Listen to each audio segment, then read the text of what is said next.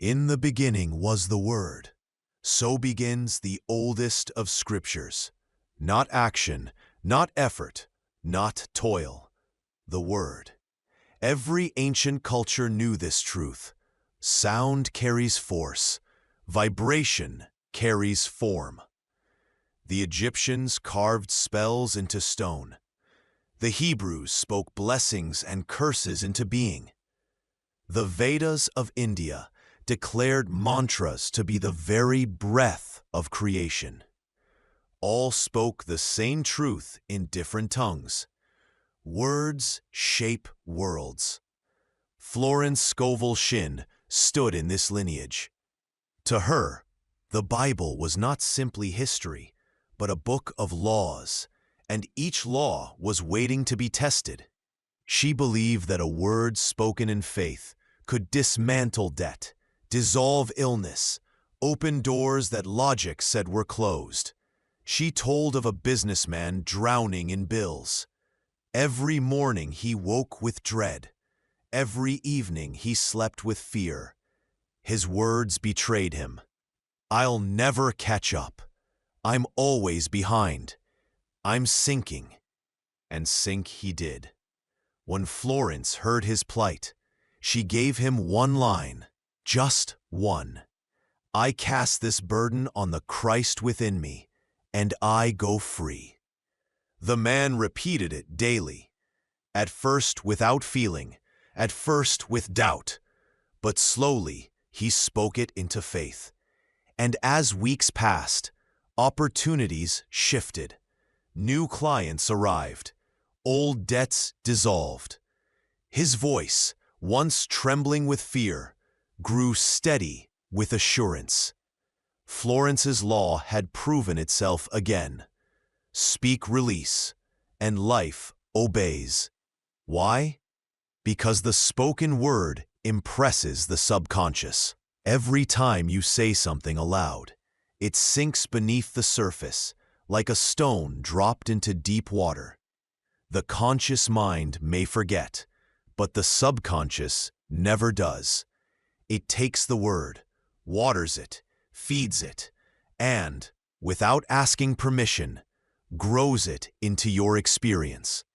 And here lies the danger. Most people speak not blessings, but curses. They curse their wallets. "I'm always broke." They curse their health. "I'm getting old." They curse their relationships. "Nobody ever treats me right." And each word, like a seed, finds soil in the subconscious. And each seed, whether weed or rose, bears fruit in time. Florence knew this. That is why she urged, never use an affirmation you do not want realized. Every word counts. Every phrase writes tomorrow. But words alone, without image, are like seeds tossed on dry stone. This is where Neville enters. Neville taught that the word must be clothed in imagination. A man can say, "I am wealthy," 1,000 times, but if inwardly he sees himself poor, the words fall empty.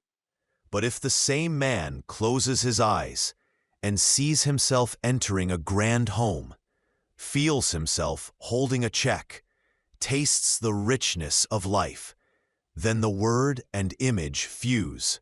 And when word and imagination meet, the subconscious cannot resist. Murphy explained it with clinical clarity. He said, "Your subconscious mind accepts what is impressed upon it, or what you consciously believe. It does not reason. It does not argue. It takes your repeated word, especially when felt as true, and turns it into form." So the Trinity works as one. Florence gives you the decree. Neville shows you how to feel it as already real. Murphy explains why your subconscious must obey. This is why one law alone seems slow. People affirm without vision. They imagine without words. They believe in subconscious power, but fill it with doubt. The Trinity is forgotten. The circle incomplete. But when you remember all three, manifestation is certain. Let us pause and practice together right now. Close your eyes, even for a breath. Whisper within yourself, "Wealth flows to me under grace in perfect ways." Now imagine. See yourself opening a letter and finding a check. Feel the weight of money in your hands. Let your body believe it is already done. Now rest in the certainty that your subconscious has received the command. You have just practiced the forgotten trinity: word, imagination, subconscious. Speak it, see it, seal it. Stay with me, because as we move deeper, I will show you not only how to plant commands, but how to uproot the saboteurs that strangle them. But before we go there, let me ask you, if this practice stirred something inside you, if you felt the power even in these few moments, then pause and join this journey. Subscribe, not for me, but for yourself. Because what you're about to learn is not casual knowledge.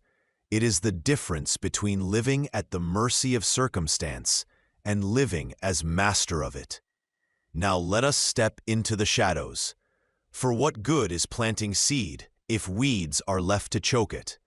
Florence, Neville, and Murphy all warned of the same four saboteurs: fear, doubt, resentment, self-pity.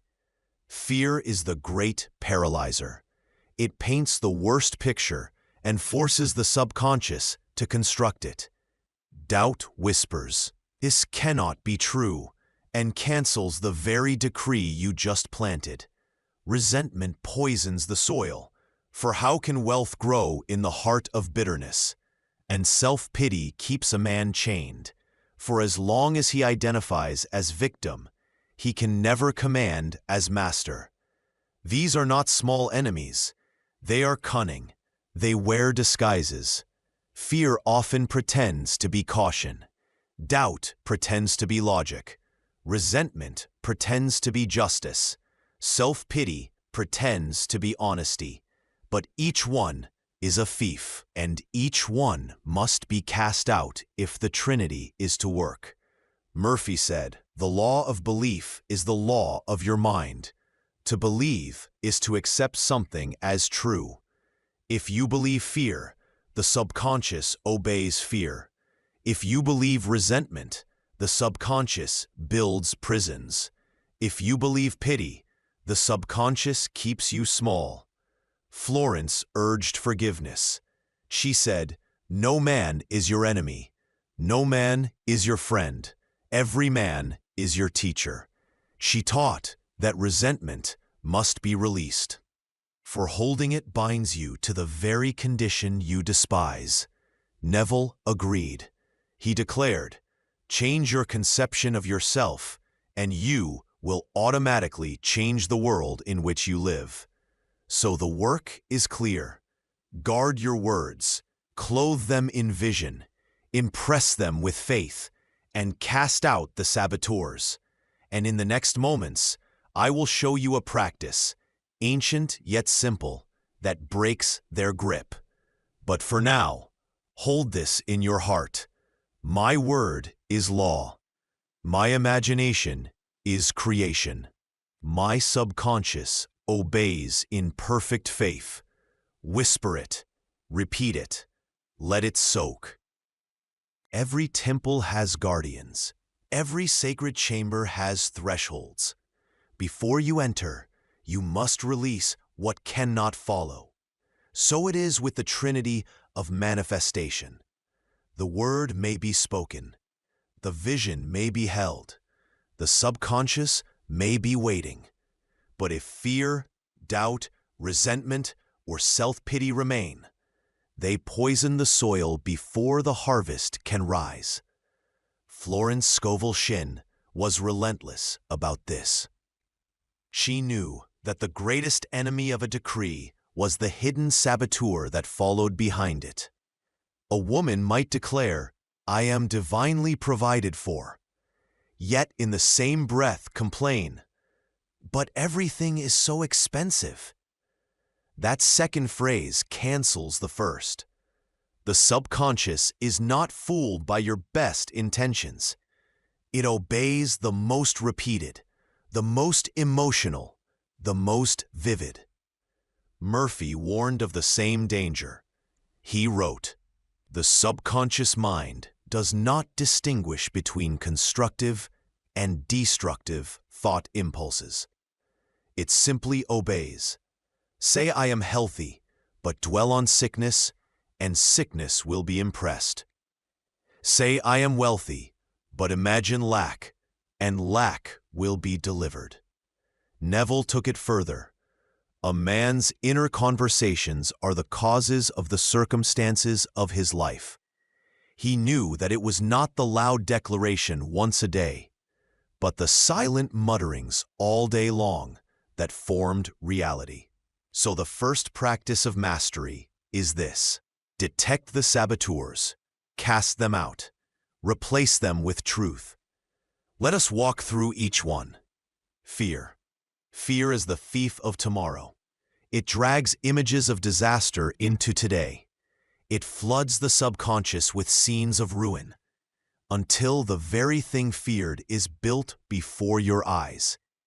Florence would say, "Fear is inverted faith. It is faith in evil instead of good." To break fear, you must redirect faith. When fear whispers, "What if I fail?" you answer, "What if I succeed beyond measure?" When fear shows lack, you command, "I see divine provision in perfect order." Doubt is the quiet assassin. It does not shout, it whispers, "This won't work. Not for you. Others maybe, but not you." Murphy knew this voice well. He urged that the subconscious is not moved by half-hearted orders. It responds only to conviction, and conviction comes by repetition. Every time doubt arises, repeat your decree with greater force. Not once, not twice, but until it sinks beneath the surface. For the subconscious is like wax. Impression comes by steady pressure. Resentment. Resentment is poison. Florence said, "Resentment, criticism, hate, and fear bring disease and failure." When you resent another's success, you close the door on your own. When you curse another's wealth, you shut the gate on your prosperity. The law is impartial. It hears the vibration, not the justification. So she prescribed forgiveness, radical forgiveness, not because the other deserved it, but because you deserved freedom. She gave her students affirmations like, "I do not resist. I bless and prosper all men, and in turn, I am blessed and prospered."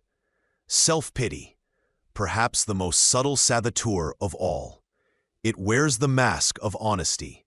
"I've been through so much. I'm just unlucky. Life is unfair to me." Neville cut through this illusion. He taught, "You are free to assume that you are not what your reason and senses dictate. And if you remain faithful to your assumption, it will harden into fact."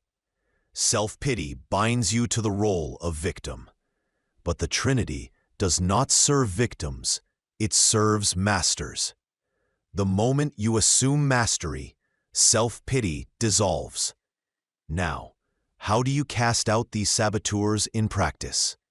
Florence gave her students what she called the denials and affirmations. Deny the power of the lie. Affirm the truth of the law.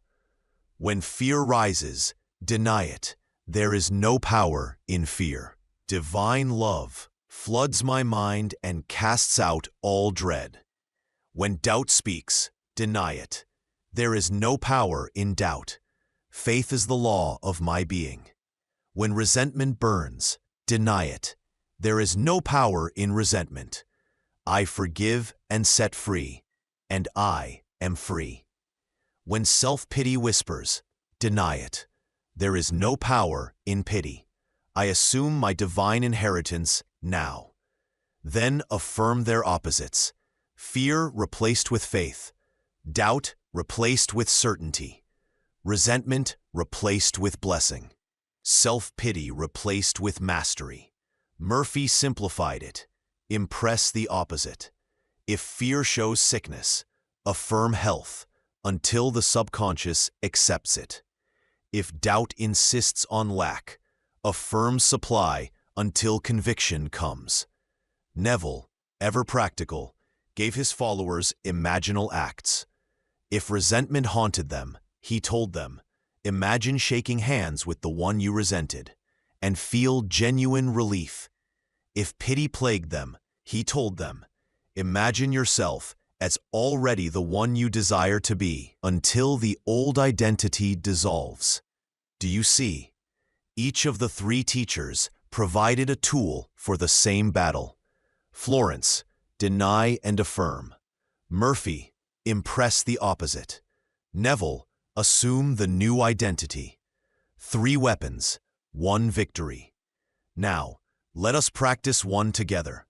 Bring to mind a fear, a doubt, a resentment, or a self-pity that has stalked you. Do not flinch. See it clearly. Name it silently. Now, speak within. There is no power in you. You are a shadow. I release you now. Take a breath, then replace it. I am safe. I am provided for. I am free. I am master. Feel the shift. Your body relaxes. Your chest opens. The subconscious, like soft clay, accepts the new form.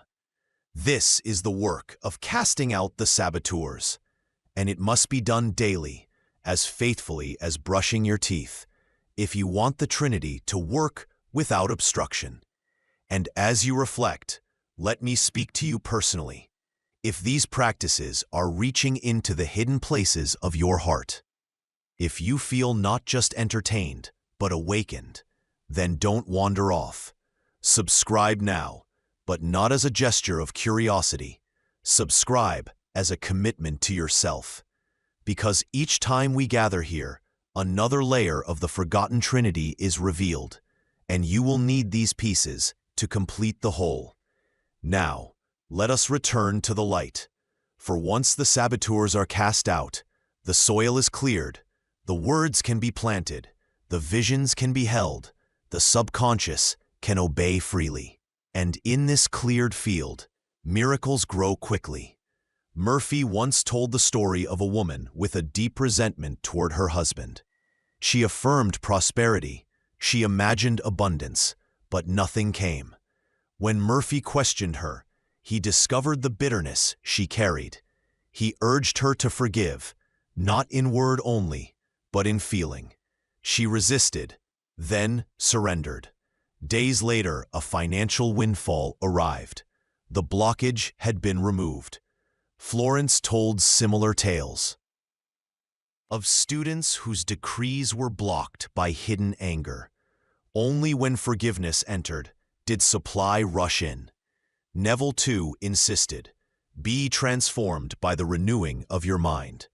Without transformation of state, no new reality could appear.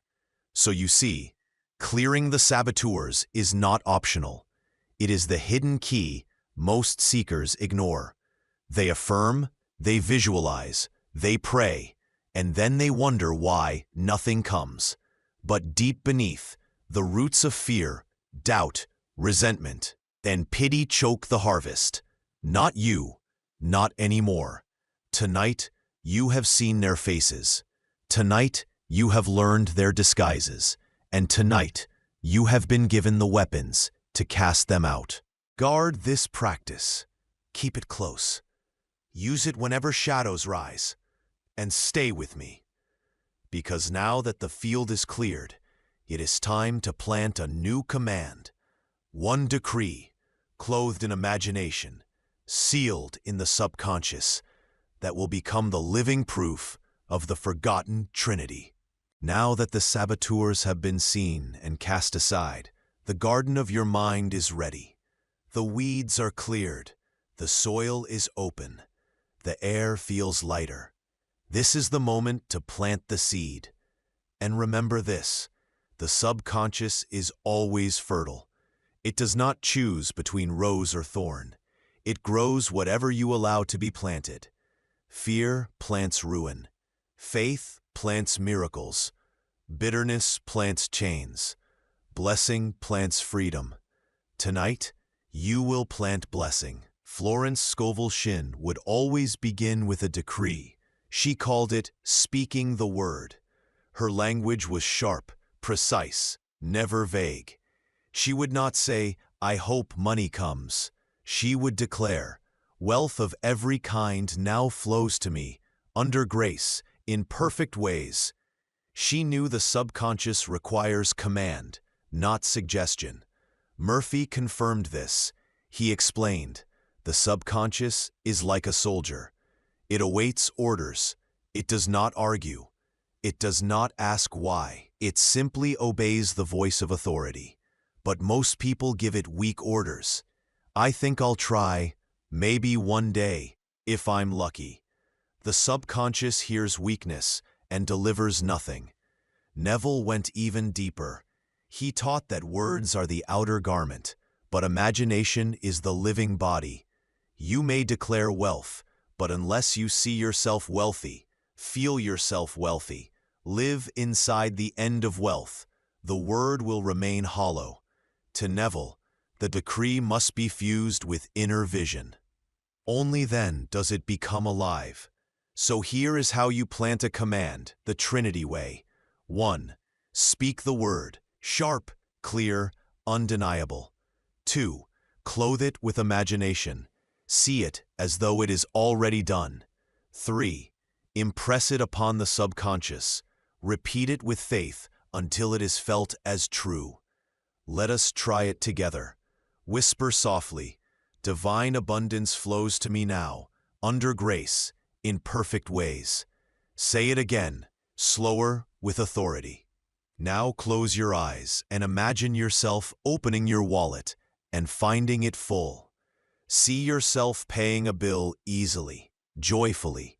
Feel the relief in your chest, the lightness in your breath. Smile as if it is already done. Now rest. Let the subconscious take it, as a servant takes a sealed order. This is the Trinity command: word, image, impression. Do you see how simple it is, and yet how powerful? Florence gave hundreds of examples. A woman who longed for a home decreed, "I am divinely led to my right home, in perfect ways." She walked the streets, declaring it, until one day she stumbled upon a house she thought was beyond her means. Circumstances shifted, doors opened, the house became hers. Murphy told of patients healed by simple nightly commands, repeated until the subconscious reconstructed the body. Neville told of men promoted in jobs, not by effort, but by imagining themselves already seated at the desk of power until the world caught up. 3 teachers, 1 law, 1 forgotten Trinity. But you must practice deliberately, because idle words plant weeds, idle imagination plants shadows, idle feelings impress chaos. Tonight, you begin a new ritual, the night command ritual. Before you close your eyes in sleep, whisper 1 decree, not many, just 1. Choose it carefully, choose it with faith, and then, as Neville instructed, fall asleep in the feeling of it fulfilled. For example, if you need healing, whisper, "Every cell in my body radiates divine health now." If you need wealth, whisper, "Money flows to me in rivers of supply, under grace, in perfect ways." If you need peace, whisper, "I rest in divine order, all is well."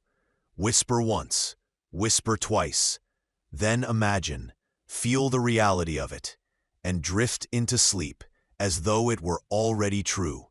This is not fantasy. This is law. The subconscious is most impressionable in the borderland of sleep. It takes the final thought, the final word, the final vision, and carries it into the workshop of the night. By morning, something is already shifting. Murphy called this the state of sleep, the golden gate to the subconscious. Neville called it the bridge of incident, the unseen chain of events that must unfold to make your vision real. Florence simply called it obedience to divine law. 3 words for the same truth. And now I must tell you something vital. The results may not always come instantly. Sometimes the seed grows overnight. Sometimes it takes days, weeks, or months. But every seed bears fruit in its appointed time, if you do not dig it up with doubt.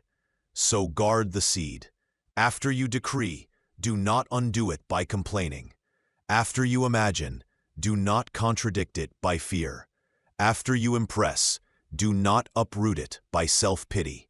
Guard the seed until it blossoms. And while we're here together, let me pause and speak personally.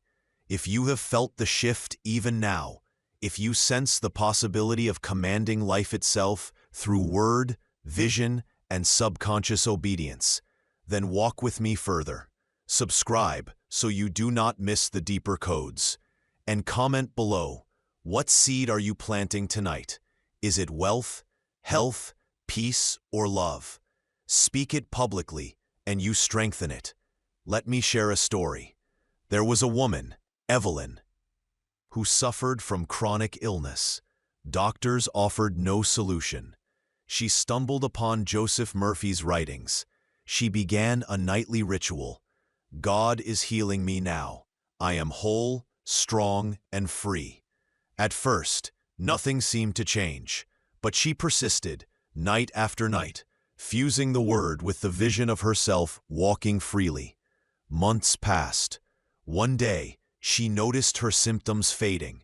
Energy returned. In time, her body was renewed. Her healing was not random. It was law. Another, Daniel, struggled with constant lack. He discovered Florence's decree. I bless this money and see it multiply. Each time he paid a bill, he blessed it instead of cursing it. Each time he received $1, he thanked it instead of despising it. Within months, unexpected income appeared. Debts cleared.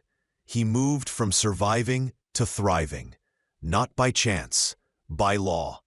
And Neville told of his own brother, Victor, who imagined a successful store when circumstances looked bleak. He lived nightly in the vision of bustling sales. In time, against all odds, his dream hardened into fact. 3 stories, 3 teachers, 1 trinity, and you, yes, you listening now, are no different. You hold the same law. The same trinity is alive in you. The only question is whether you will use it consciously or continue to let idle words and images shape your life without direction. So tonight, when you lay down your head, whisper 1 decree, clothe it in imagination, impress it in faith, and let the subconscious carry it into dawn. Do this not once, but nightly. 7 nights, 14 nights, 21 nights, until the harvest appears. This is how the forgotten Trinity proves itself. And now, we prepare to go deeper still, because the Trinity is not only for the night, it is also for the morning. As the sun rises, a new ritual begins. For what you decree upon waking, the day must obey.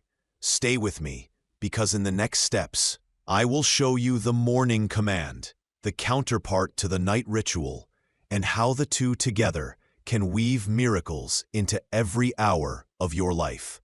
Dawn is not just the rising of the sun. It is the opening of a door. Every morning, life hands you a blank page, unstained, unmarked, waiting for command. The ancients knew this. They rose with the light, not merely to greet the day, but to shape it. For the first words of the morning carry a power beyond the rest. They are the brushstrokes that color the canvas of your hours. They set the tone, the rhythm, the vibration that echoes long after. Florence Scovel Shinn urged her students to rise with affirmations, not complaints, not sighs, but decrees. She taught, "I look with wonder at that which is before me." Her mornings began with expectation, not dread, and expectation is a magnet. Joseph Murphy explained it plainly. Upon waking, the subconscious is still impressionable. The borderland between sleep and waking is a golden moment, when the conscious has not yet filled with noise. What you plant in this fragile dawn takes root quickly. To him, the morning was not casual, it was sacred. Neville called this the morning assumption. He told his listeners, as you rise, before the day distracts you, assume the feeling of your wish fulfilled. See yourself walking through the day already victorious, already prosperous, already whole. In doing so, the day bends to the assumption. 3 teachers, 1 morning law.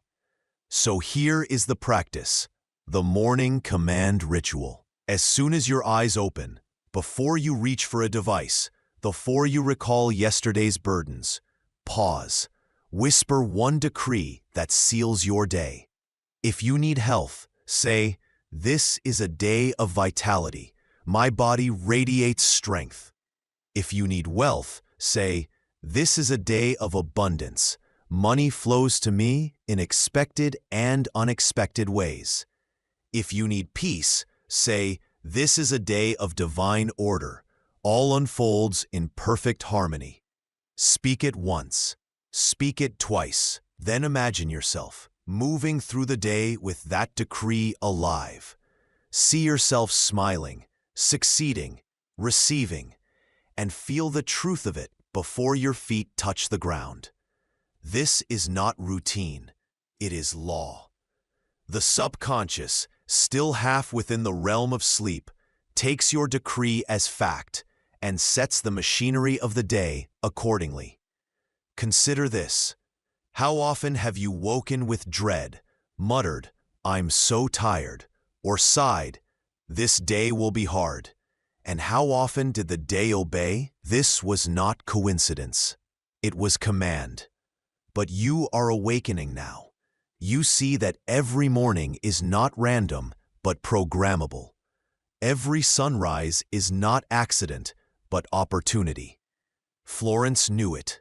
She told her students, "Never say you are sick, tired, poor, or lonely. The law rushes to fulfill your words." Murphy affirmed it. Whatever you think and feel is true will come to pass. Neville sealed it. Assume the feeling of your wish fulfilled and live in the end. 3 voices, 1 law, the morning command. Let me share a story. A young man, weary with unemployment, discovered Neville's lectures. He decided to test the law. Each morning, instead of lamenting his lack, he declared, "This is a day of opportunity. I go to my right work now." He rose, imagining himself shaking hands with an employer, hearing the words, "You're hired." Within 3 weeks, against all odds, he received a call and a position perfectly suited to him. His mornings had commanded his reality.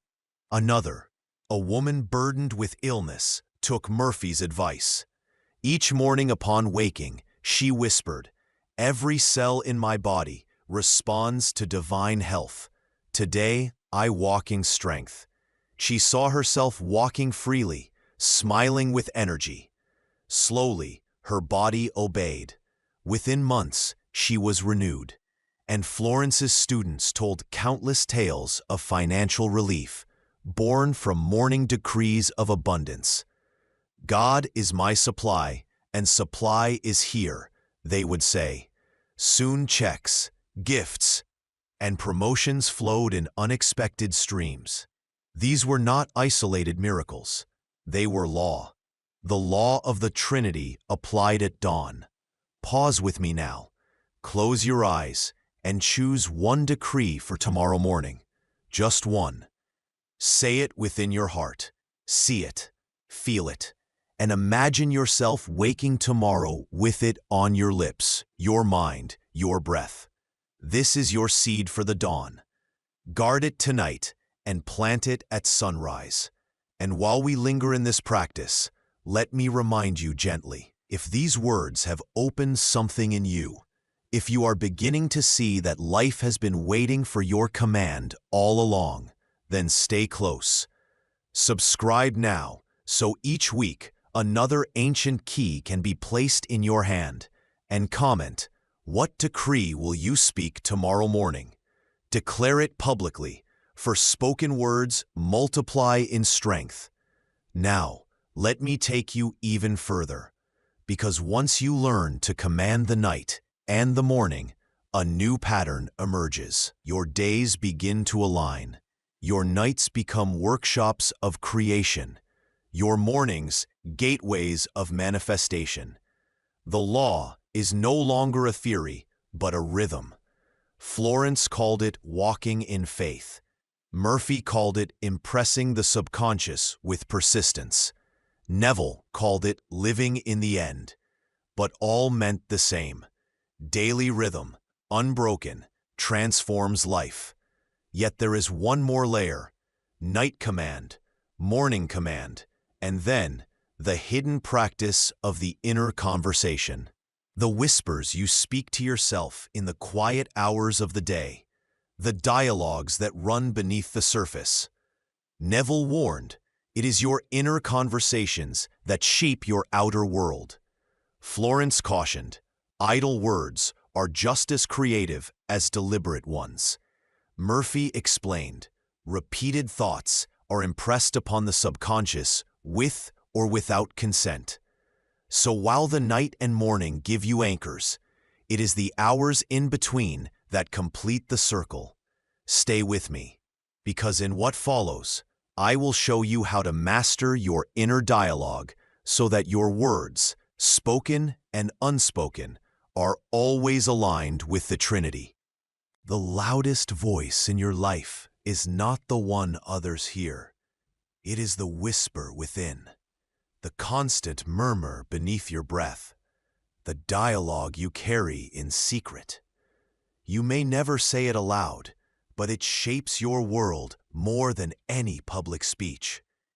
Neville Goddard declared, man's inner conversations are the causes of the circumstances of his life. He knew that the words you repeat inside yourself are commands no less powerful than the ones you speak. You mutter defeat inwardly, and your world mirrors defeat. You rehearse victory inwardly, and your world arranges itself to match. Florence Scovel Shinn called it idle talk. She warned, do not speak defeat, even in jest. For she knew that every word, whether whispered in secret or shouted in public, carries vibration. Even the words you think silently echo through the chambers of the subconscious. Murphy explained it clinically. Repeated thoughts, especially those tinged with emotion, are impressed upon the subconscious, whether you consent or not. The subconscious is not selective. It accepts whatever it hears most often, especially when felt deeply. So here lies the truth. Your life is the harvest of your inner conversations. Think back. When you face difficulty, what was the story you repeated to yourself? Was it, things never work for me? Was it, this is hopeless? Or was it, there is a way and it will open for me? Whatever you rehearsed inwardly, your subconscious took as command, and your world rearranged itself to fulfill it. This is why so many fail in manifestation. They affirm outwardly for a few minutes a day, But for the rest of the hours, their inner conversations contradict the decree. Outwardly, I am wealthy. Inwardly, how will I pay this bill? I'm always short. The subconscious hears both, but it obeys the most frequent, the most emotional, the most vivid. Neville told his students to watch themselves throughout the day. He said, "The way to change the outer world is to make the inner speech align with the wish fulfilled. If you seek wealth, rehearse conversations where others congratulate you. If you seek healing, rehearse conversations where others remark on your strength. If you seek love, rehearse conversations of affection, intimacy, delight." Florence simplified it. What man condemns in others, he attracts to himself. If you speak judgment inside, you invite that very condition into your own life. Murphy added, "The subconscious takes the inner speech as literal fact and begins constructing events to match." So how do you master your inner dialogue? First, notice it. Become conscious of what you repeat in secret. Pay attention to the murmurs that rise in traffic, in waiting rooms, in the silence before sleep. Do they bless or curse? Do they lift or chain? Second, interrupt it. The moment you catch yourself rehearsing fear, pause. Whisper, "No, that is not my decree." Replace it immediately with the opposite. Third, rehearse deliberately. Spend time each day imagining inner conversations of success. Hear someone say, "You look radiant, so healthy." Hear someone say, "Congratulations on your promotion." Hear someone say, "I don't know how you did it, but money just flows to you." And feel the delight of responding with gratitude. Neville insisted this was the fastest way to impress the subconscious. Florence urged her students to speak only what you want to see multiplied. Murphy guaranteed, repetition of truth with emotion will override the old lies. So here is your practice. Each day, choose one inner conversation to rehearse. Make it short, vivid, joyful. Repeat it in your mind as you walk, as you rest, as you fall asleep. And watch as the world begins to echo back the very words you rehearsed. Pause with me now. Close your eyes. Hear a friend's voice say, "You've changed. You're glowing, successful, free." Smile as you hear yourself reply, "Yes, life has opened for me in perfect ways." Repeat it again. Let it echo. Feel the truth of it. This is the mastery of inner conversation.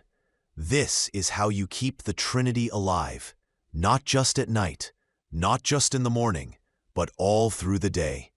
And let me speak to you, heart to heart. If you've ever wondered why manifestations seem slow, why prayers felt unanswered, why affirmations faded, this is why. Your inner conversations contradicted your decrees. But now you know, and now you can align them. And if this truth has struck you, stay with me. Subscribe, because each week I will show you not just the surface teachings, but the hidden mechanics the world forgot. And comment below, what inner conversation will you begin rehearsing today? Speak it, and you begin it. Florence, Murphy, and Neville all agreed. The law is impartial. It does not respond to what you deserve. It responds to what you decree, imagine, and rehearse. So rehearse wisely.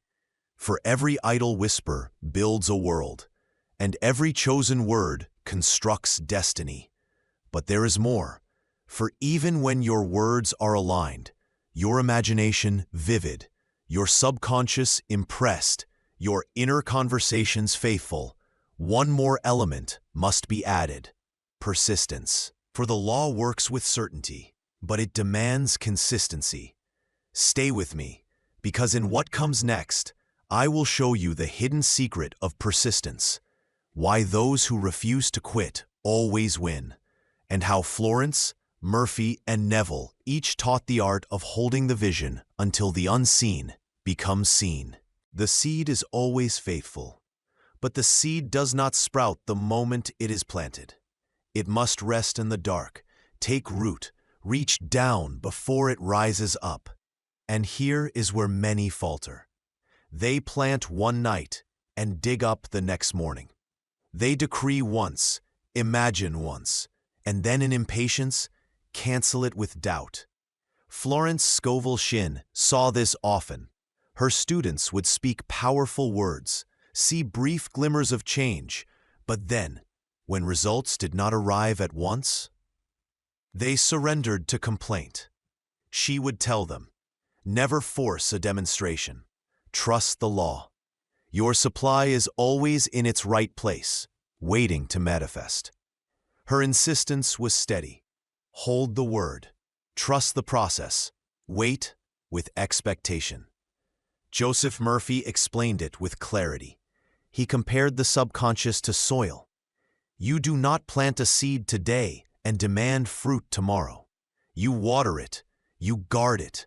You trust the hidden process beneath the earth. The subconscious, too, works invisibly, arranging events, moving people, opening doors. To dig it up with doubt is to sabotage the harvest. Neville called it persistence in assumption. He said, persist in the feeling of the wish fulfilled until it hardens into fact. He warned that many abandon the state too soon, shifting back to the old identity before the new one could solidify. But those who remain faithful, those who live daily in the end, no matter what appearances suggest, inevitably see reality bend to their vision. 3 teachers. 1 law of persistence. It is not force. It is not struggle. It is steady faith. Imagine a woman desiring wealth. She decrees daily, money flows to me under grace in perfect ways. She imagines herself abundant. She feels the relief of bills paid, the joy of generosity. Days pass, weeks pass. Outwardly, nothing changes, but she persists, and one day, an unexpected promotion arrives. A forgotten investment matures. A door she could not have predicted swings wide. Was this accident? No, it was the law, fulfilled in its perfect time. Murphy often urged his listeners to keep on keeping on. He said, never give up on your prayer. The subconscious mind will bring it to pass in ways you know not of. Florence echoed, when man is willing to give up his personal will and stand still, he will see the salvation of the Lord.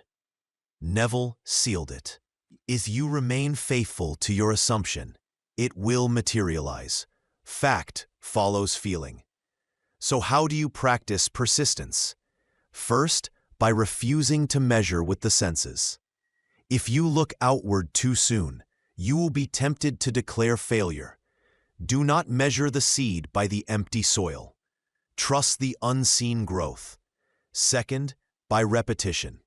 Florence recommended daily decrees. Murphy prescribed nightly affirmations. Neville instructed constant assumption. Each is the same. Repeat until it is second nature. Third, by gratitude in advance. Florence said, gratitude is the law of increase. Murphy encouraged giving thanks for prayers answered, even before they appeared. Neville urged living in the joy of the wish fulfilled now. Gratitude is persistence clothed in joy. Pause and practice with me. Think of one desire. Now, instead of pleading for it, imagine it done. Whisper, thank you, it is finished. Feel the relief, the joy, the certainty, and hold that. This is persistence. Not begging, not struggling, but thanking, resting, trusting. And let me speak directly to you now. I know patience feels heavy. I know waiting is hard. But you are not waiting in vain. Your decree is not forgotten.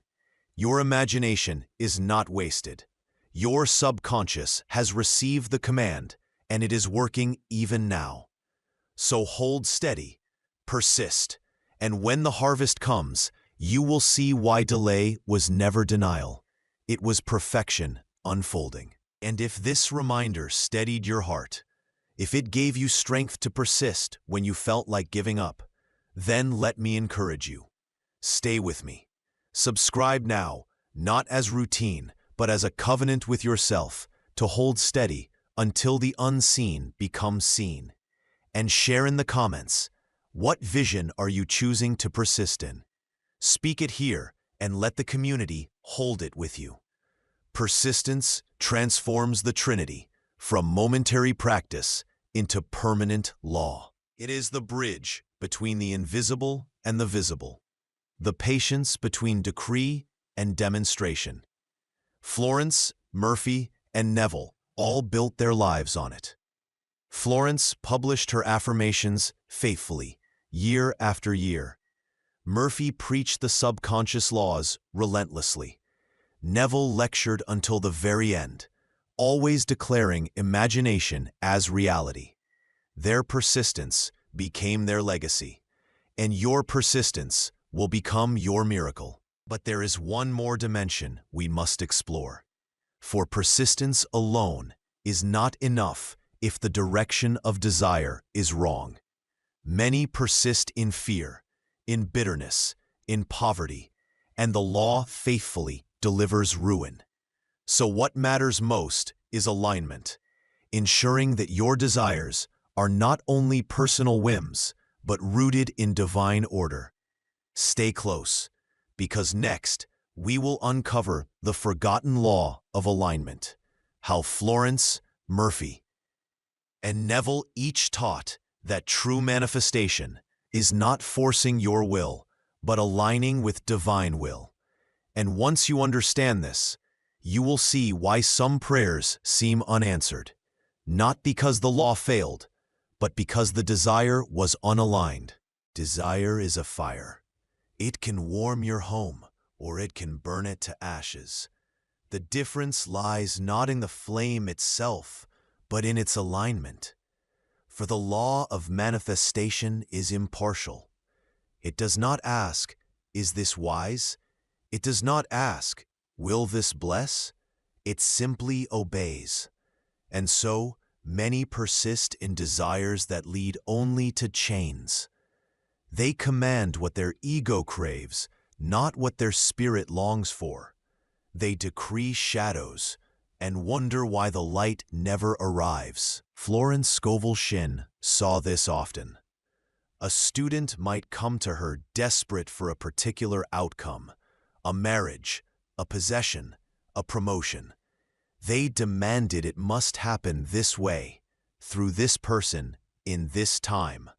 Florence would gently shake her head and say, never force a demonstration. Always leave the outcome to divine order. Her affirmation was clear. I now let go and let infinite intelligence arrange this in perfect ways. Joseph Murphy taught the same principle. He explained, the subconscious responds to whatever image is impressed upon it, but the highest results come when the image aligns with the deeper wisdom of the universe. He would often say, the law of life is the law of belief, but your belief must be in harmony with the principles of life, love, and truth. Neville, too, though radical in his insistence on imagination, cautioned against forcing specifics. He urged, live in the end. But the end, he said, should be the essence of the desire, wealth, health, love, freedom, not a narrow demand on how it must appear. He told his listeners, do not concern yourself with the how. That is not your job. Assume the end and let the bridge of incident appear. Three voices, one law of alignment. So how do you align your desires with divine order? First, by seeking the essence, not the form. Do not decree, "This specific person must marry me." Decree instead, "I am divinely loved and cherished in perfect ways." Do not command, "I must have this exact job." Command instead, "I am divinely led to my right work with joy and abundance." Florence insisted that the right desire is always the one that blesses you and others. Murphy added that the subconscious brings forth results that harmonize with the greater good when the desire is pure. Neville declared that when you assume the state of being, not the form, but the essence, life delivers the perfect form. Second, by releasing the how. You cannot dictate the bridges of incident. The law will weave paths you cannot imagine. Doors will open you did not know existed. People will appear you never thought to meet. Opportunities will rise from directions you did not expect. Your role is not to force the bridge, but to walk it when it appears. Third, by trusting timing. The seed blooms when the season is right, not sooner, not later. Florence would say, "Infinite Spirit knows the way and will reveal it at the right time." Murphy reassured, "Delay is not denial, it is preparation." Neville reminded, "The vision has its appointed hour. It will not fail." Let me share a story. A woman came to Florence, desperate for a husband who had left her. She begged Florence to give her an affirmation to bring him back. Florence refused. Instead, she gave her this decree: "I am divinely irresistible. I draw to myself my own." The woman protested. She wanted that man. But Florence urged her to release the form. Weeks later, she met another man who cherished her beyond measure, and she married into a life far better than the one she begged for. Murphy told of a man who prayed for a promotion at a particular firm. He affirmed nightly, but nothing happened. Discouraged, he asked Murphy why. Murphy advised him to change his decree. "I am divinely led to my right work, where I grow, prosper, and serve." Within a month, another company offered him a far better position. What seemed like failure was alignment in disguise. Neville told of a woman who longed for wealth. Instead of imagining winning a specific lawsuit she was fighting, he urged her to imagine herself simply living in abundance, shopping freely, paying bills with ease. She obeyed. Soon, an inheritance she never expected came into her life, bypassing the lawsuit entirely. Do you see? Alignment ensures that you do not chain yourself to one narrow form, but open yourself to the highest form. Pause and reflect with me. What are you desiring right now? Are you demanding one narrow path, or are you resting in the essence? Close your eyes.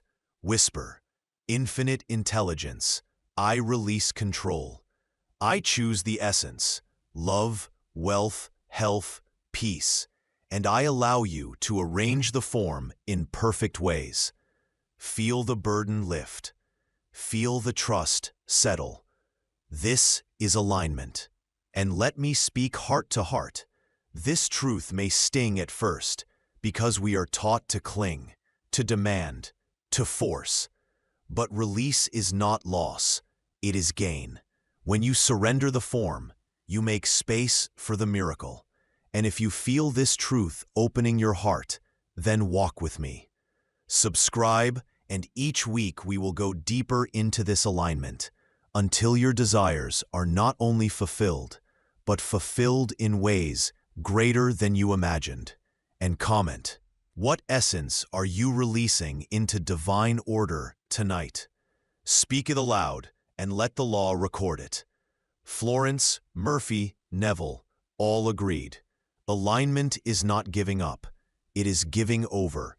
Not surrender to failure, but surrender to perfection.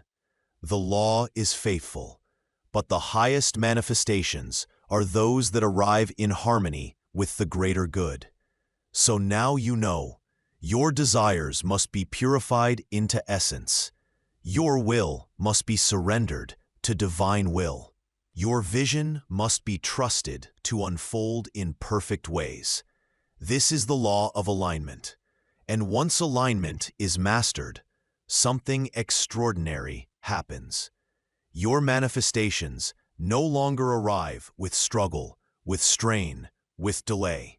They flow, they surprise, they delight, they exceed. And this leads us to the next dimension of the Trinity, the law of effortless manifestation. For when you are aligned, persistence becomes joy, timing becomes trust, and manifestation becomes as natural as breathing. Stay close, because in what follows, I will reveal how the Trinity of manifestation transforms effort into ease, and how Florence, Murphy, and Neville each taught the secret of letting life obey without struggle. There is a way of living that feels like pushing a boulder uphill.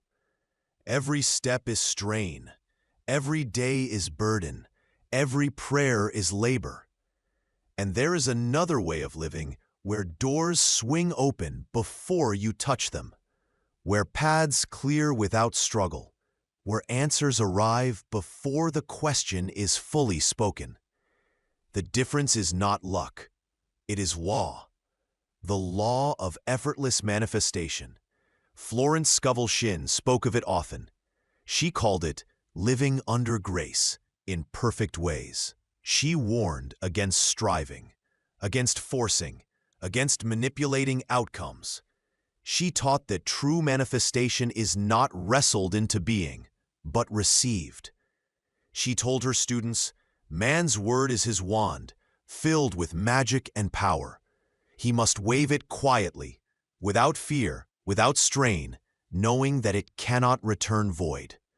Joseph Murphy echoed her. He explained that the subconscious does not respond to struggle.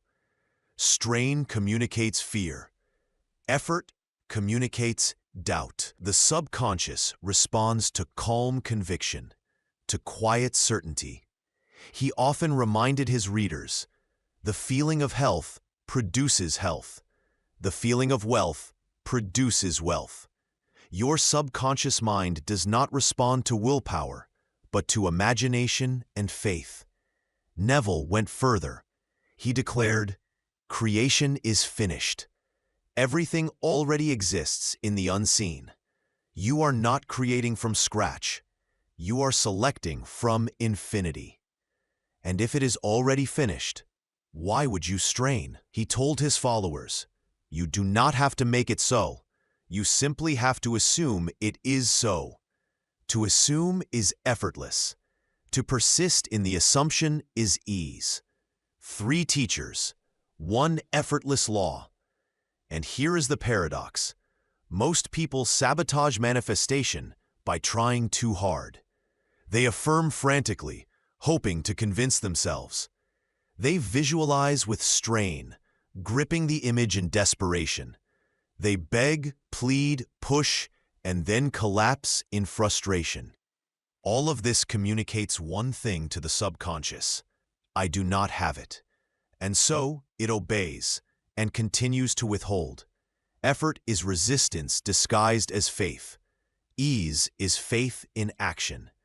Florence advised her students to speak their decree once, with conviction, and then rest.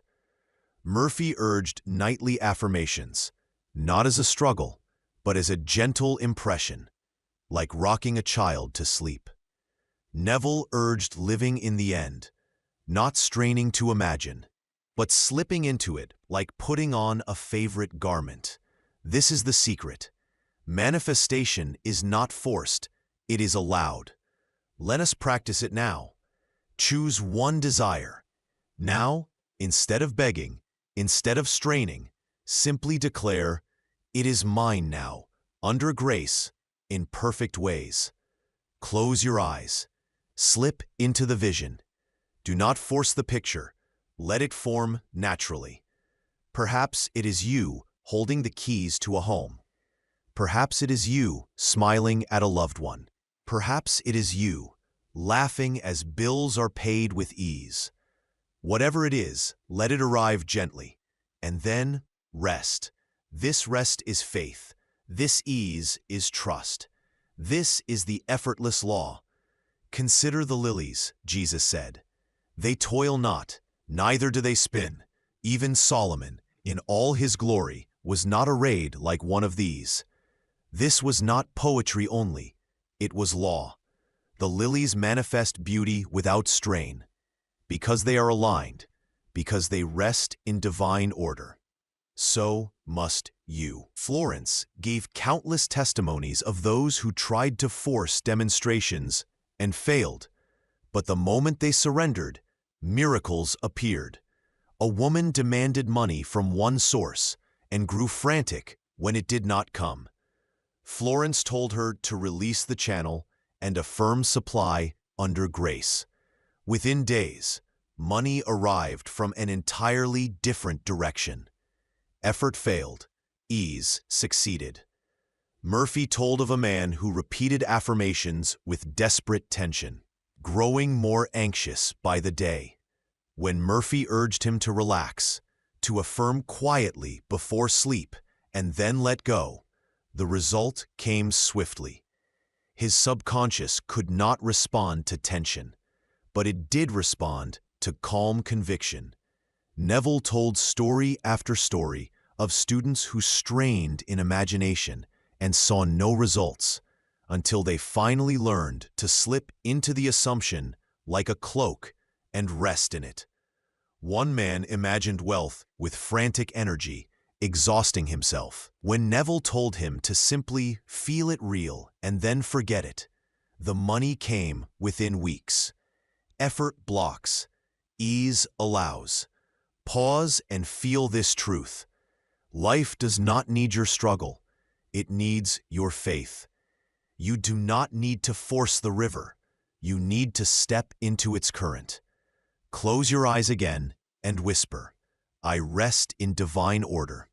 My good comes to me easily, freely, joyfully." Say it again and feel the release. The pressure lifts. The burden dissolves. The seed is safe. The harvest is certain. And let me speak to you personally. Perhaps you have been straining, trying, exhausting yourself with endless practices, wondering why nothing changes. Hear me. It is not your effort that creates. It is your ease. So let go. Speak your word. Imagine your end. Impress your subconscious. And then rest. And if this message has given you permission to breathe, to release, then pause now. Subscribe so that each week you can be reminded again to live by law, not by struggle. And comment below, what are you releasing into ease tonight? Speak it and rest in it. The law of effortless manifestation transforms your relationship with life. It takes you from beggar to master, from struggler to receiver. It reminds you that manifestation is not invention, but selection, not struggle, but surrender. Florence called it living under grace. Murphy called it resting in faith. Neville called it assuming the end. 3 voices, 1 ease. And when you master ease, manifestation accelerates. What once took months now takes weeks. What once took weeks now takes days, because the resistance of effort is removed. But ease does not mean passivity. It means readiness. For when the bridge of incident appears, you must walk it. When the door opens, you must step through. When the opportunity arrives, you must seize it. And so in the next unfolding, we will explore the hidden bridges, the mysterious chain of events that link your decree to your demonstration. Neville called them the bridge of incident. Murphy called them the ways ye know not of. Florence called them perfect paths. Different words, one truth. Your manifestation is already prepared, and the bridge is being built. Stay with me, because next we will walk across that bridge together. Between the moment you speak the word and the moment you see it fulfilled, there lies a path, an invisible thread weaving events, people, opportunities, and even delays into one seamless tapestry. To the untrained eye, this path looks like coincidence, chance, or chaos. But to those who know the law, it is the bridge of incident. Neville Goddard taught this relentlessly. He said, "Do not concern yourself with the means. Assume the end. And let life bring it to pass by the bridge of incident."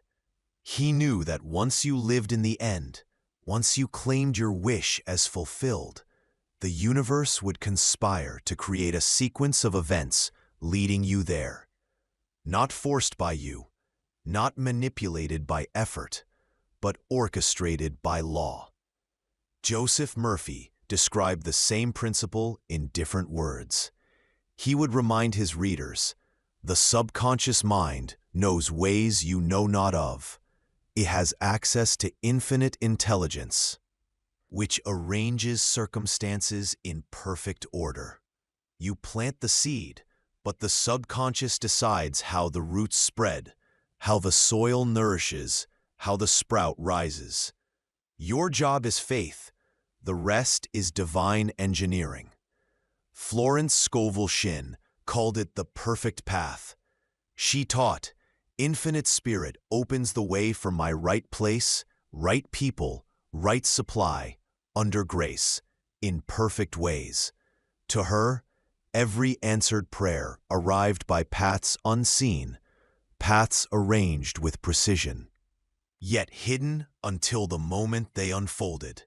3 voices, 1 law, the bridge between decree and demonstration. Here is the truth. The bridge is often disguised. Sometimes it looks like loss, but it is clearing the way. Sometimes it looks like delay, but it is timing perfection. Sometimes it looks like detour, but it is guiding you to a door you did not know existed. Neville warned his students, "Do not judge the bridge. If you cling to appearances, you may think your prayer has failed, when in truth, the bridge is already carrying you." Murphy urged, "Trust the ways of the subconscious, even when you do not understand them." Florence declared, "God's delays are not denials. They are opportunities in disguise." Pause and reflect. How many times in your life did something seem to go wrong, only for it to later prove itself as the perfect stepping stone? The job you lost that pushed you to the career you love, the relationship that ended so you could meet the one who cherishes you, the door that closed so a better one could swing open. This was the bridge, always the bridge. Let me tell you a story. Neville shared of a man who longed for wealth.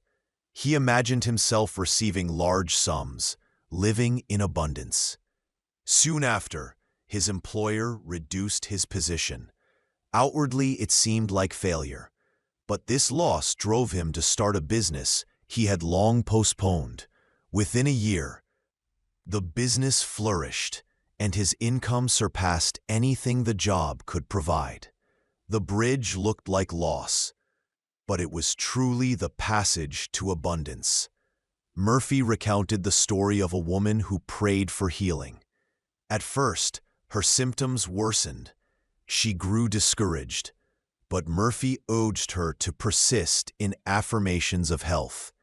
Soon, doctors discovered a hidden issue, treatable only because it surfaced when it did.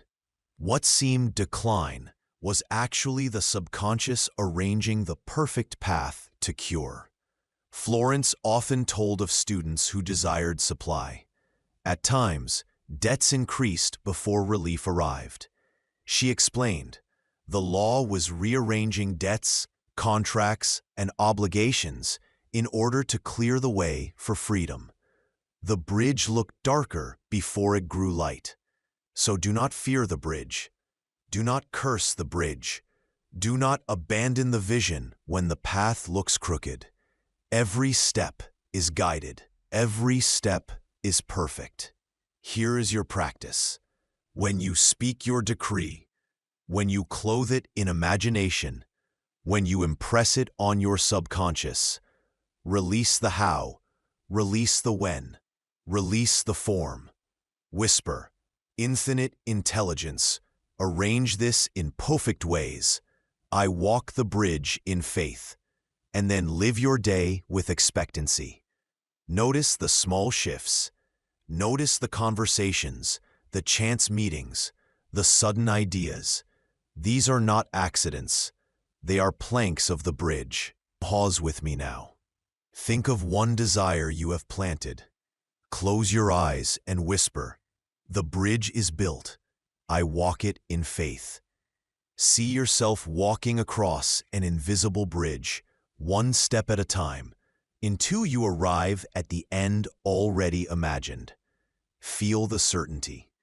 The law has already built the path. Your only work is to walk it with trust. And let me speak directly to your heart. Perhaps you are in the middle of your bridge now. Things look uncertain. The path feels crooked. You wonder if you are lost. Hear me.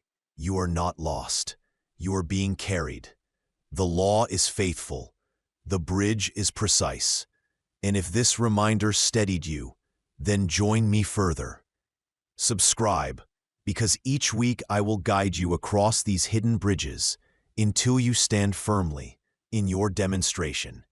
And comment below, what bridge are you walking right now? Share it, and see how many others are walking too. Florence, Murphy, and Neville all taught the same. The bridge is always built. It may pass through shadows. It may turn unexpected corners. It may test your trust, but it never fails. For the end is already certain. You are simply walking toward what already exists. So remember this, your decree is never denied. Your vision is never ignored. Your subconscious never forgets. The bridge is always building, and in the next unfolding, we will go further. Because once you learn to walk the bridge with faith, you will encounter another dimension. Synchronicity. The sudden alignments, the perfect timings, the impossible coincidences that reveal the hand of the divine arranging your life. Neville called them signs of assumption. Murphy called them answers to prayer. Florence called them the language of spirit. Stay with me, because next we will explore the miracle of synchronicity and how to recognize it as the universe's confirmation that your decree is alive and working. There are moments in life when the air feels charged, when the right person calls at the exact right time, when the book you needed falls into your hands as though placed there. When numbers repeat, words echo, signs appear on billboards and in whispers. You pause, your heart stirs, and you wonder, was that chance, or was I being spoken to? This is synchronicity, the hidden language of manifestation. Neville Goddard told his students to watch for it.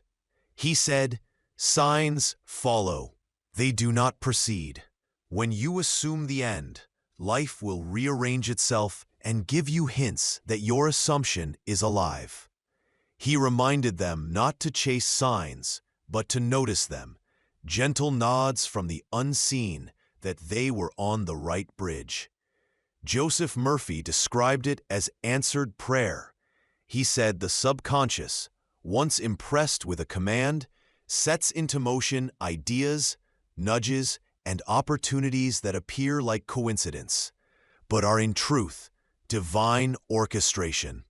He often wrote, "When you pray believing, your subconscious will answer in ways you may not expect, through sudden hunches and unexpected guidance."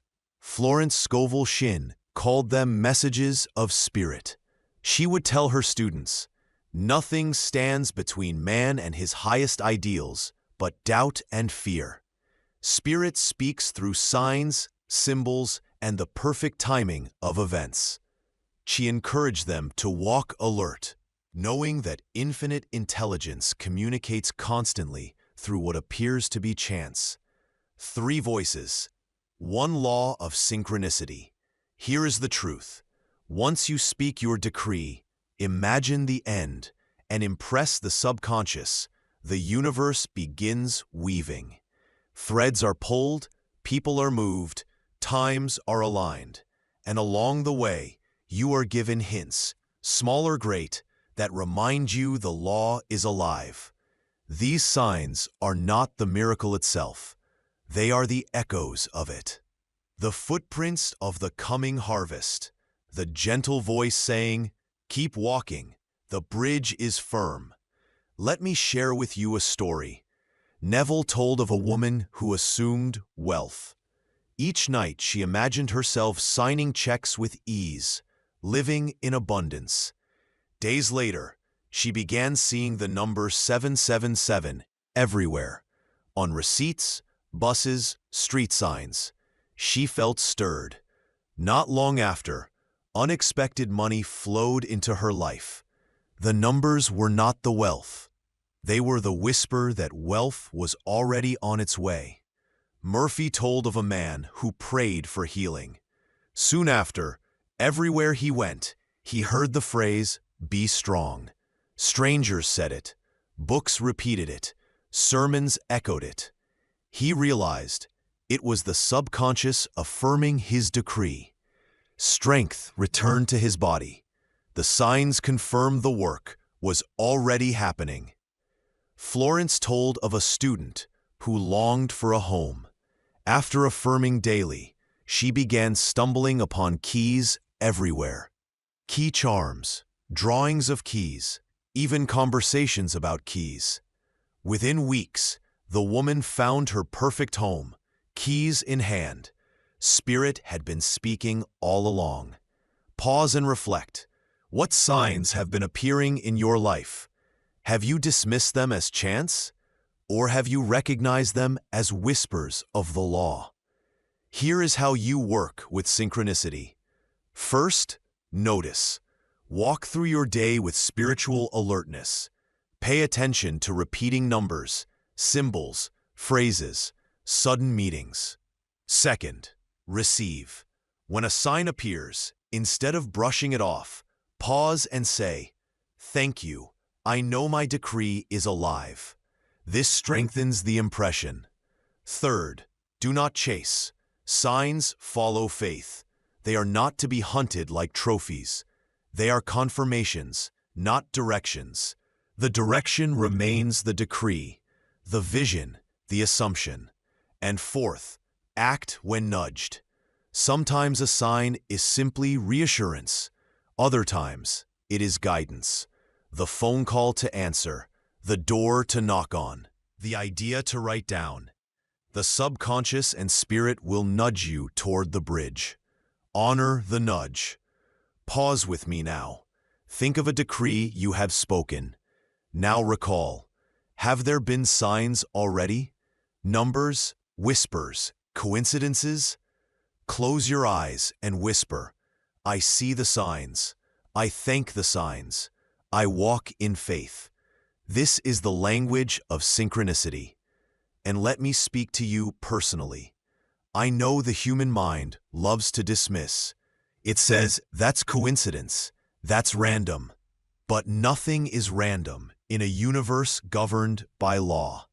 If you have prayed, decreed, imagined, impressed, then every alignment you see is the universe nodding back at you. And if this realization has opened your eyes to the patterns in your own life, then walk further with me. Subscribe, and together we will decode these synchronicities until you see the divine hand everywhere. And comment, what signs have you been noticing lately? Numbers, words, dreams? Share them, for in sharing, you strengthen them. Florence, Murphy, and Neville all knew. The law is not silent. It speaks, not always in thunder, but in whispers. Not always in miracles, but in patterns. Not always in grand events, but in perfect timings. When you learn to notice, life becomes alive with conversation. Every sign is a reply. Every synchronicity is confirmation. Every alignment is proof. Your decree is alive. Your vision is working. Your subconscious is obeying. And yet, there is one more step. Signs alone are not enough. They must be anchored in faith. For some see signs and rejoice. Others see signs and still doubt. The difference is faith. So next, we will step into the heart of faith. How to cultivate it, how to strengthen it, how to live in it so fully that nothing can shake your decree.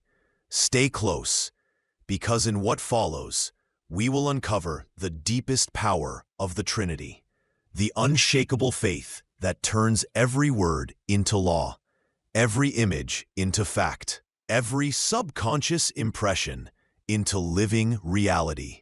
Faith is the invisible substance that turns shadows into form. Without it, words are noise, images are fantasy, and impressions fade like footprints in water. With it, every word is law, every image a decree, every impression a seed destined to bloom. Faith is the heart of the Trinity. It is the breath that animates the Word. It is the fire that ignites imagination. It is the seal that binds the subconscious to its command. Florence Scovel Shinn declared, "Faith knows it has already received and acts accordingly." To her, faith was not hope, not wish, not begging. It was certainty, the quiet knowing that what is unseen is already real. She taught her students to speak their decrees as though they were already facts. Do not say, "I am going to have." Say, "I have now." Joseph Murphy explained faith with clinical clarity. He said, "Your subconscious mind accepts what you really feel as true. Faith is that feeling of truth. It is the deep conviction that impresses the subconscious beyond argument." He warned, "Repeating words without faith is useless.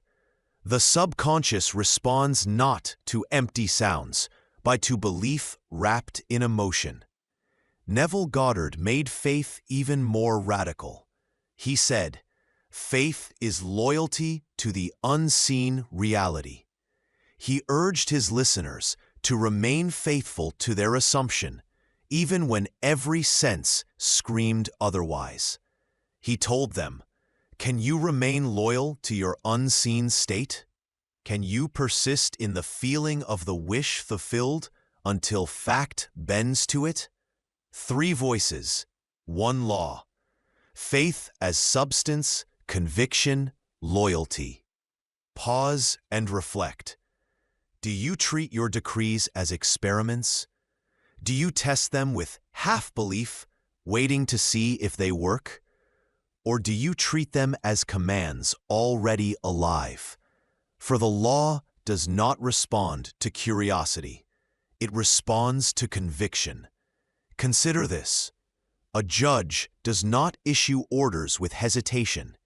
He does not whisper, "Well, we'll see if this works." He declares with authority. His word carries weight because it is backed by law. so must your word be backed by faith. Florence taught her students to act as if. She said, "The invisible forces are ever ready to obey man's spoken word, but they cannot act until he speaks with assurance."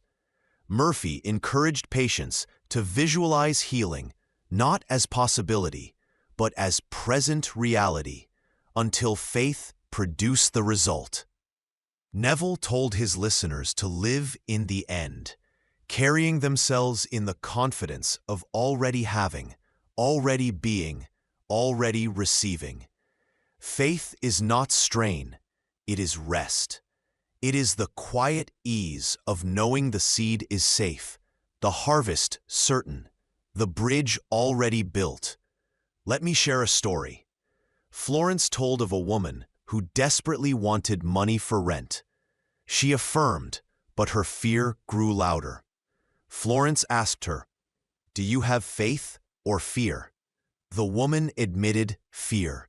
Florence guided her into faith by repeating, "God is my supply. There is a supply for every demand." The woman shifted from panic to peace, and within days, unexpected provision appeared.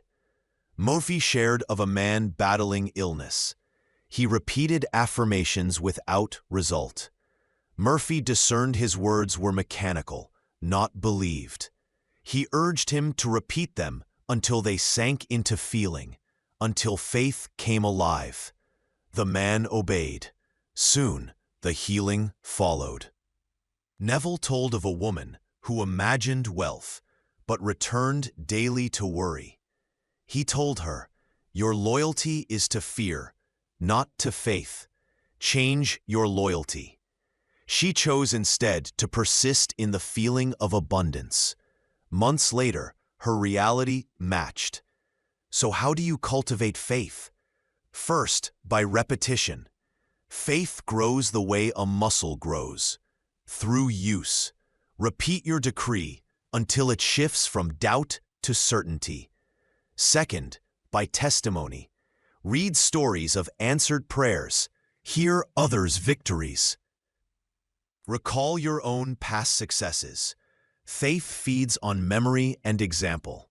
Third, by gratitude in advance. Thank before you see. Gratitude seals faith. Florence said, "Gratitude is the law of increase." Murphy echoed, "Thanksgiving before the result hastens the result." Neville urged, "Live in the joy of already having, and life will mirror it." Pause with me now. Choose one desire. Whisper, "It is mine now. I thank you that it is so." Feel the gratitude swell. Smile as though it is already here. This is faith alive.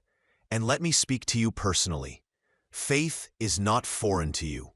You have already practiced it every time you worried.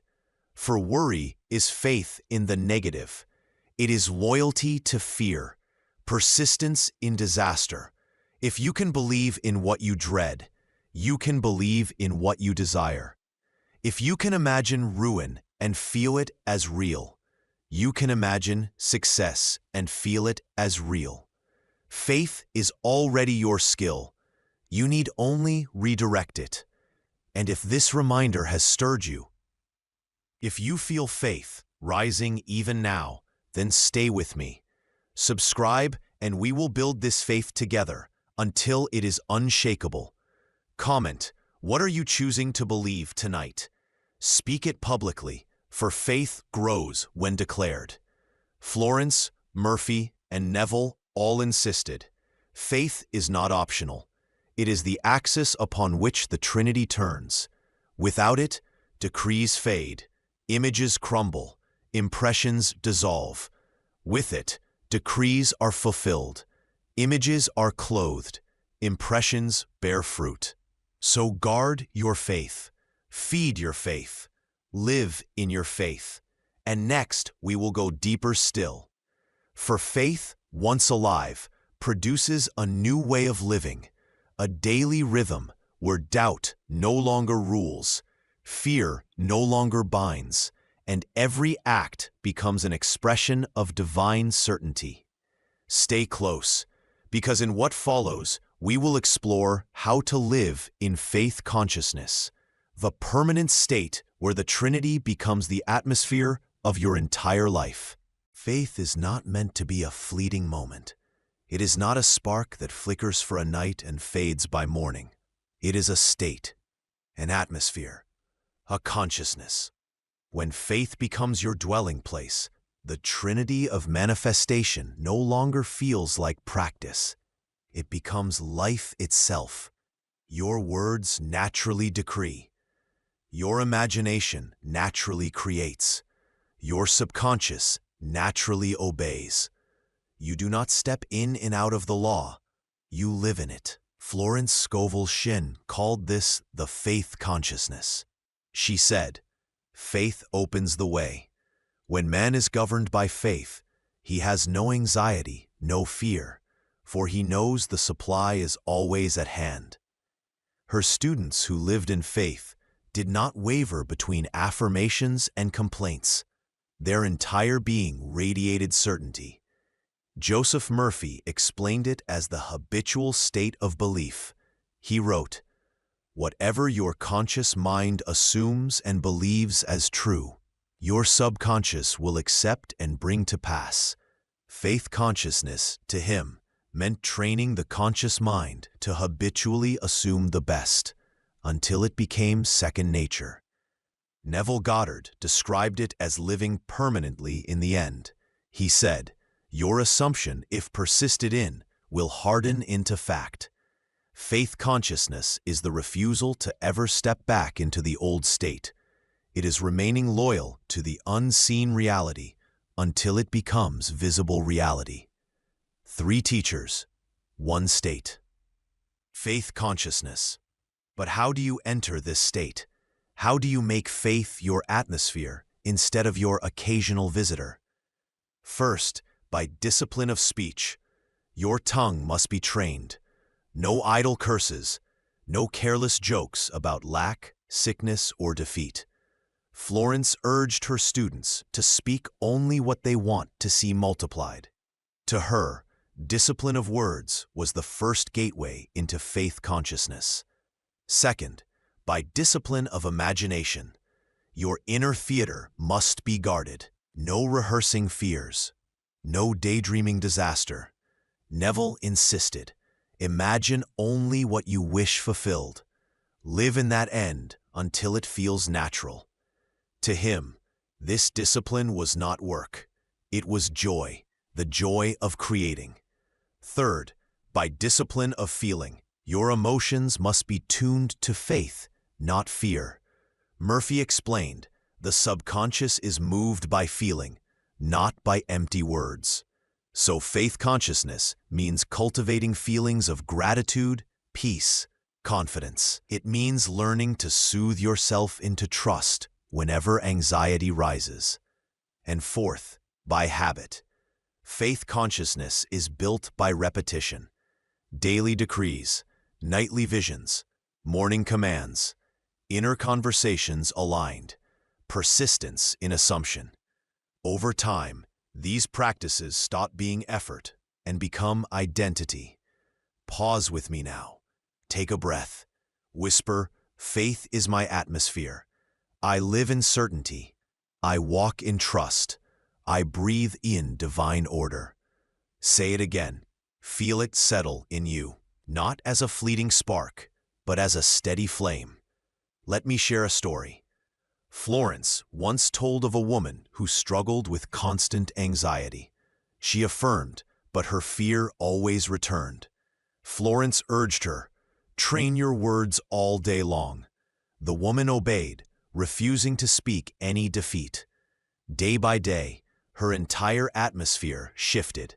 Faith became her habit, and her circumstances followed. Murphy told of a man who rehearsed failure in his thoughts. He prayed, but doubted. Murphy taught him to replace every negative image with a positive one, persistently. Over time, his mind shifted, not by accident, but by habit. Faith consciousness grew, and his health and finances reflected it. Neville shared of a woman who lived in lack, constantly vacillating between faith and fear. He told her, "Remain faithful to the end. Do not step out of it." She practiced living in her wish fulfilled until it became natural. Soon, her outer world hardened into the inner reality she had refused to abandon. Faith consciousness is not built in a day, but it can begin in a day. And once it begins, it grows. And let me speak directly to you. You may think, "But I have failed in faith before. I have wavered. I have doubted." Do not be ashamed. Every master wavered once. Every teacher began with discipline. Faith consciousness is not perfection. It is persistence. It is choosing again, moment by moment, to return to trust. It is building an atmosphere where faith is the norm and doubt the intruder. And if you feel this possibility stirring in you, if you long for faith to be not a spark, but your permanent state, then stay close. Subscribe and walk with me as we build this atmosphere together. And comment, what is one area of your life where you are ready to live permanently in faith consciousness? Speak it and let the law begin its work. Florence, Murphy, Neville all declared, the law works most swiftly for those who live in faith, not visit it. It is not enough to affirm occasionally, to visualize briefly, to believe temporarily. You must dwell in faith, walk in it, breathe it, live in it. This is faith consciousness. And once you live here, something extraordinary happens. Your manifestations come not as surprises, but as natural. You stop calling them miracles. You start calling them life, because faith consciousness turns the supernatural into the natural.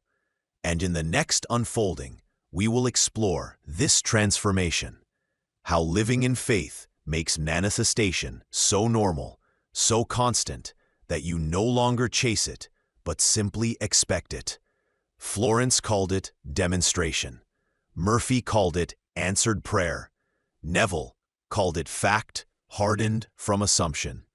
Stay with me, because next we will explore the normalcy of miracles. How life in faith consciousness turns the extraordinary into the ordinary. There is a threshold where manifestation ceases to feel miraculous because it becomes natural, where answered prayers no longer shock you because you expect them, where supply does not surprise you because it's constant. This threshold is crossed only when faith consciousness becomes your dwelling place. Florence Scovel Shinn called it demonstration.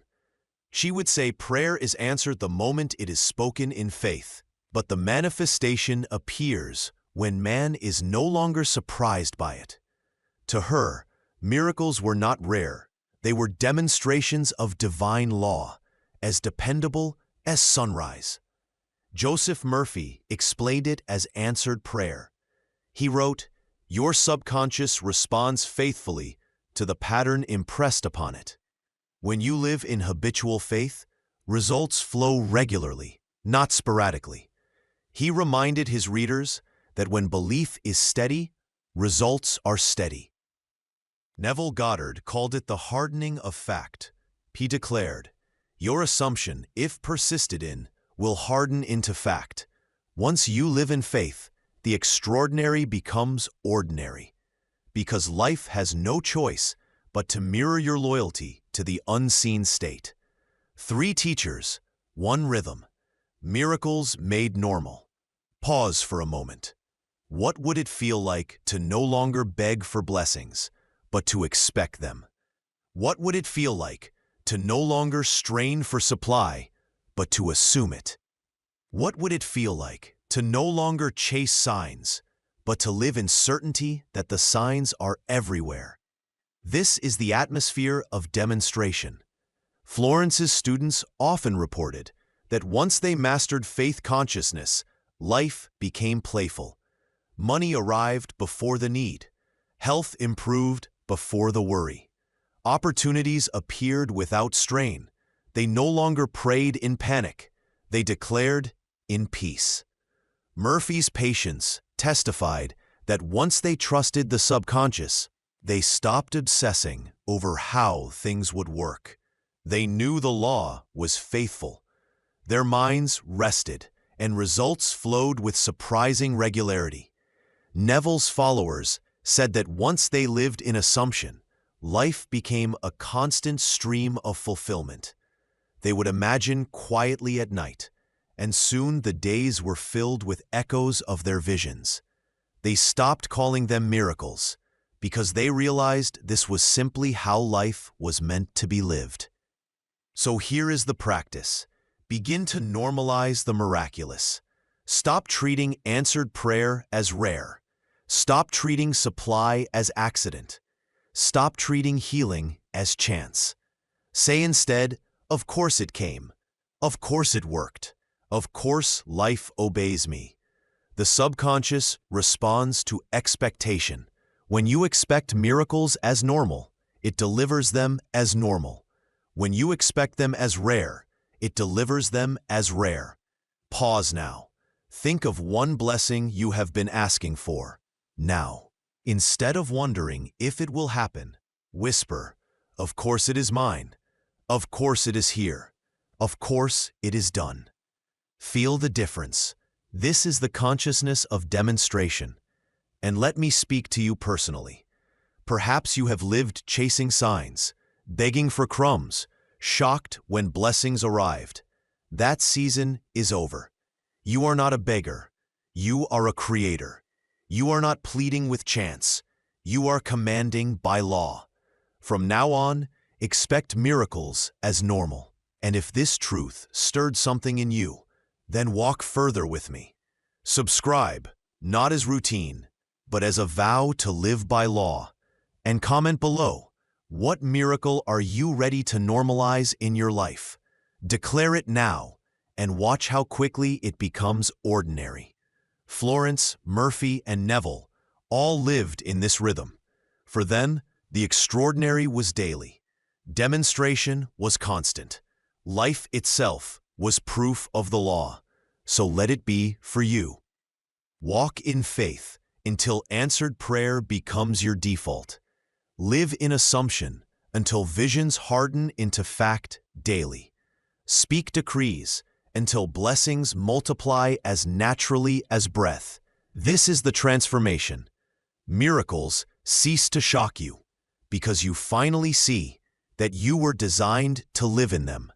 And yet, there is one final step, for the trinity of manifestation is not only about receiving, it is about becoming. It is not only about wealth, health, and love for yourself. It is about radiating these laws outward, blessing others, lifting humanity, becoming a living vessel of divine order. Stay with me, because in the final unfolding, we will complete the circle. We will see how the forgotten trinity is not just for your gain, but for your purpose, to become a light, a channel, a living proof that the law is real. You began this journey with curiosity, perhaps even with doubt. But now, after walking through the night command, the morning command, the clearing of saboteurs, the discipline of words, the fire of imagination, the obedience of the subconscious, the rhythm of persistence, the ease of alignment, the bridge of incident, the whispers of synchronicity, and the permanence of faith consciousness, you see the Trinity alive. Florence Scovel Shinn, Joseph Murphy, Neville Goddard, three voices that once seemed separate, now woven together as one. Not three fragments, but three faces of the same eternal law. Florence, the decree. Murphy, the subconscious obedience. Neville, the imaginal act. Word, impression, assumption, the forgotten trinity. But the circle does not end with you. It begins with you. For the law is not selfish, it is generous. What you manifest is not only for your pocket, your body, your home. It is for the world you touch, the lives you encounter, the generations you influence. Florence reminded her students constantly, no man is your enemy, no man is your friend, every man is your teacher. She urged them to bless others with their words, to decree prosperity not only for themselves, but for all. Murphy wrote, "Your subconscious is creative. Fill it with ideas of love, peace, goodwill, and prosperity for all. As you wish for others, you wish for yourself." He knew that to pray for the world was to pray for one's own life. Neville told his listeners, "Do unto others as you would have them do unto you," is not a call to morality alone, but to imagination. Imagine lovingly for others, and you will awaken the divine in them and in yourself. He insisted that your imaginal acts for others were seeds that bore fruit in your own life. 3 voices, 1 truth. The Trinity expands when shared. So now, as you step from this video into your life, carry the Trinity not only for yourself, but for others. Speak words that bless. Imagine visions that uplift. Impress your subconscious with generosity. And watch how the law multiplies, not only in your life, but in the lives of all around you. Pause with me now. Think of one person in your life who struggles, a friend in lack, a relative in pain, a stranger carrying a burden. Close your eyes. Speak silently. I see you whole. I see you free. I see you blessed under grace in perfect ways. See them smiling, healed, provided for. Feel the relief on their face. Whisper within, and as I bless you, I am blessed too. This is the highest use of the Trinity, not only to command wealth for yourself, but to be a fountain of divine wealth for others. Not only to call healing to your own body, but to release healing for others. Not only to imagine your own end fulfilled, but to imagine humanity lifted, the earth renewed, the world aligned. And let me speak to you personally, one last time in this journey. You are not here by accident. Something brought you to these words, to this forgotten Trinity, at this very hour. Perhaps you were searching for wealth. Perhaps you were seeking healing. Perhaps you were longing for proof that life could be more than struggle. Whatever the reason, know this: the Trinity has been waiting for you. It has chosen you. It has awakened in you. And now it will never leave you. Every word you speak will carry weight. Every image you imagine will take root. Every impression on your subconscious will construct your tomorrow. You are no longer a beggar, but a master. No longer a victim, but a creator. No longer blind, but awake. So walk with boldness. Bless your money and watch it multiply. Speak to your body and watch it obey. Imagine your future and watch it harden into fact. And when signs appear, rejoice. When bridges form, walk them. When delays come, trust them. When miracles unfold, normalize them.